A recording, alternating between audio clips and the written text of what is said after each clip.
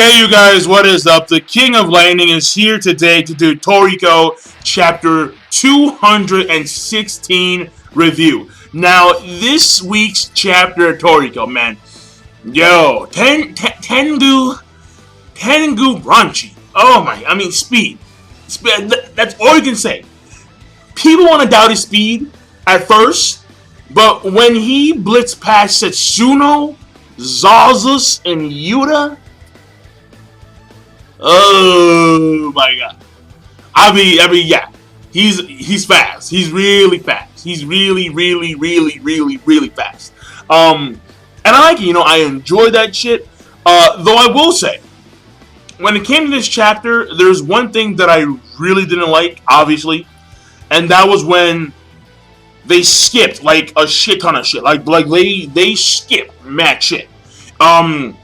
In fact, in according to actual story, because they wound up skipping, they skipped the second preliminary match, and then they skipped the third preliminary match, and then they skipped a portion of the first preliminary stuff. All we really saw was the swimming portion, the bike portion where Tangu Brunchy, intervened and helped Komatsu, and then we saw Komatsu apparently do his thing with his own ingredients with the regular knife, without using the milk knife. So he did not utilize the milk knife. And then apparently he cooked good food and appeased the G7 judges. But we actually didn't see him, like prepare the dishes and then cook and then yada yada yada. And then again they skipped two preliminary matches. Preliminary 2 and then preliminary 3. And that to me was like, Really? Like, we're gonna skip 2? I guess take it as you would, because me personally, I would rather we sit down and actually, watch the character progression of Komatsu occur without it being skipped or altered. But at the same time, there are people out there who are action junkies. I love action, but I prefer the adventure over the action. And when I'm seeing Komatsu's character progression via his skills of cooking, I'd rather see that take place in full without being skipped. Because now, what we see here, at the end of the chapter, we see a few things here. We see that, apparently, we see scenes of, like, all these creatures. Sea creatures and sky creatures, alright? And I have no idea what the fuck is going on, alright? It's a bunch of crazy ass sea animals. Some of them look fucking gourmet world material. Like some of them are fucking huge, man. Some of them are huge, nasty, disgusting ass motherfuckers. And actually, what it looks like is that some of them, because like if you guys remember, because I'm not too sure if you guys remember or not, but Granny Chio, the one who fought against Toriko during the Shokuren Temple, well, if you take a look at one of the sky creatures, it appears to have been cut down in the same fashion that Setsuno did. Not Setsuno, that Chio did her sky bird. So it looks to be in that same fashion. But at the same time, I'm not too sure, because it could be a natural creature that's naturally looked that way, or it could be that someone actually, like fucked it up and turned it into like a bone, skeleton, meat looking thing. So I don't really know. And then like there's other sky creatures that look really fucking weird. The sea ones. One of these sea creatures in like the bottom left hand corner, I'm like, what the fuck is, like, it is huge on some like brontosaurus spiked turtle octopus type of shit. It's nuts, man. It's fucking crazy. And these creatures are apparently going towards the location of the cooking feast, because Mansum, did someone call me handsome? Oh, so Mansum over here, he apparently got these creatures, right?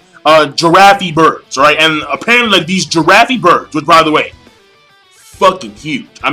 These things are toppling over the goddamn bridges. And it's like, okay, alright. These giraffe birds apparently have a really keen sense of smell. And when ruffians, quote unquote ruffians, are afoot, then these birds are going to engage in like combat until they are victorious. So Mansum, he actually saw this shit coming. He saw this shit coming, as did, I'm going to assume, as did the, the vice president of the IGO, as did, and then Rin probably knew too, because she was there to help assist Mansum, or either Mansum just told her, come with me because there's some shit to do, because there's some important shit to do. So it looks like there's going to be a lot of action, alright? So for all those, yeah, action, play action, for all those action dudes, yeah, action's on the way, it's coming. But then again, what I will say one more time is that I was hoping to see the development of Komatsu as she progresses through each of the preliminary rounds. So, but we didn't get to see that at all. That was skipped, and I am fairly disappointed in that. But at the same time, I did like seeing Tengu, oh, he was mad dirty, yeah! Like, there was one scene where he is, aside from the fact that we see scenes of the other chefs, like we see Genchan do his thing and get some weird pig, we see, Tyran take out these weird, like, hamsters, like these, like, demonic, weird fucking rats. I was like, yo. Like, it was weird shit. We saw that one girl, too. The girl with like, the weird bones covering her titties. She was doing something, too. So it looks like some of these chefs are actually taking the ingredients that they capture on the way there, alongside, because, like, the ingredient portion should have been done when they were done with the swimming portion, but along the bike path, if you take the shortcut route as opposed to the longer route, then the shortcut route, there'll be like dangerous creatures there to try and kill you. And if you kill them, then I guess like she, Tyran, Genchan, and maybe a few other chefs have taken these ingredients with them in order to compete in the cooking feast. And what I will say is that, something like that was cool. That was cool. But fucking, oh man, Tengu Brunchi. This guy, oh man, I mean, like, with the way he blitzed back, because all these chefs, like they were back chilling shit. Like, they're like, one guy was like, yeah, we were previous all Bishokia, so we're all cool and shit. All of a sudden, they sense this image behind him, like some weird, crazy creature. And then all you see is Tengu, like, yeah! And like he's fucking blitzing past these guys. And then there's one point where he gets like a really narrow straightaway. And then he's like, my foot slipped. And then he stomps on the actual pathway. And then the entire thing breaks up. He turns around like, yeah, man, that's the thrill of competition. I'm like, damn, So, that was good. That was good, or at least he said something around those lines, like that's the way competition rolls, or something of that nature. But it was still really cool to see. Like that was really cool. And then at the last section where we see Setsuno, we see Yuta, we see Zaza's actually like those three guys, and they're running towards the finish line. And then we see Tengu. Tengu actually blitzed. He blitzed Setsuno. Yo, Tengu blitzed Setsuno, Yuta, and Zazas, and he ran past them towards the finish line while carrying Komatsu. Yeah, the man is fast. The man is super duper fast. And then he goes on about how he is going to get rid of his elderly problems, which mean that basically like the entire thing where we have Yuta, Setsuno, and Tengu in an argument, the entire thing that he was trying to, the entire notion that he was stating was that the elderly are making issues for the young guys, for the young and up and coming dudes. So we need to get rid of the fucking elderly dudes because the elderly, they're in our way. All right, we are young, we are up and coming, we are fresh. We are ready to lead the world into a new age of cooking, and thus the elderly must be thrown to the fucking side. It's a new era, it's a new generation, and Tengu is gonna try and lead the fucking way. and like Tangu, Komatsu, and other young chefs. And that was his whole entire thing. And after that, that's when they skip all the fucking shit, and then we see those creatures from the sea and from the sky, and then we get like the actual laydown of who's going to go. Like 32 competitors actually wind up, lasting the all three portions of the preliminaries, and now we have like the first round is going to be Komatsu versus Zazus.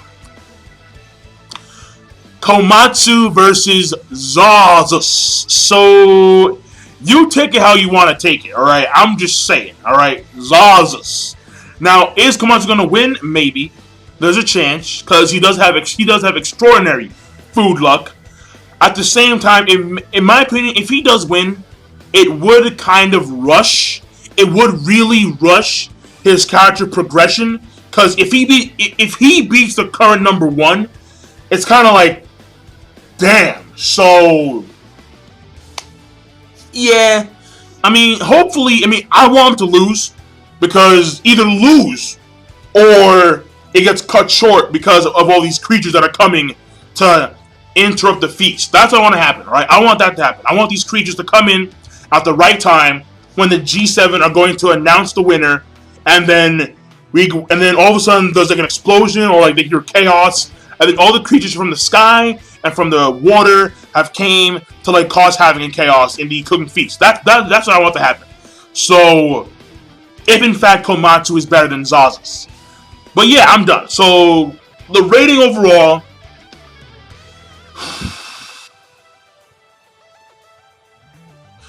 I'm gonna give it solid. I want to give it good, I really do. But my problem here is that they skipped shit. They skipped a lot of shit, and they really shouldn't have, in my opinion. They shouldn't have skipped the whole entire thing with the preliminary matches. Because Komatsu, he apparently did fairly well in each of the actual preliminaries, but they skipped them. And like you guys should know by now, I don't dig that. I don't dig skipping shit. In my opinion, I want to see it. I want to see it in full. No bullshit. And in a lot of cases, Toriko, they do skip shit. It makes sense, because seeing them cook and battle and cook and battle and cook and battle, it may seem a bit or a tad repetitive if they don't skip it. But at the same time, in this particular case, when we have a main character who in a sense is lacking a little bit of character progression in direct correlation to Toriko, then seeing him progress through each of the preliminary matches would have been more beneficial. You feel me? Like skipping, like for example, when they skipped their training during the Shokuren Temple, that made sense. That made a lot of fucking sense. But here, during a competition, during a time where the character Komatsu has solo progression, not really digging that much. Look, take it as you would. You can say that the chapter was shitty in your opinion because they skipped the whole entire preliminary matches. You can say it was great because you don't really care, or good. But in my opinion, I'm gonna give it okay. I'm gonna give it okay because the skipping, nah. But the rest was really good. So, and one last thing before I go, because I forgot to mention this, but Komatsu, he does run into Ume, because when Komatsu sees that he's going up against Zazus, he's like, what the fuck, man? Like, really? And he's really nervous, really scared, because it is Zazus, the current number one, the current super cook. But what winds up happening is that he gets touched from the shoulder, he turns around, and then he sees Ume, his childhood friend, behind him. So, hopefully, there's going to be some character development. As you know, there will be. There's going to be character development between Komatsu and Ume. So, that's going to be good to see in the future. So, yeah. So, once again, I am done now. Now I'm actually done. So, King Lightning, be sure to, of course, rate, comment, and subscribe as always. And I'm signing out. Peace. Have a nice day. No, correction. My bad. Peace. Have a nice day.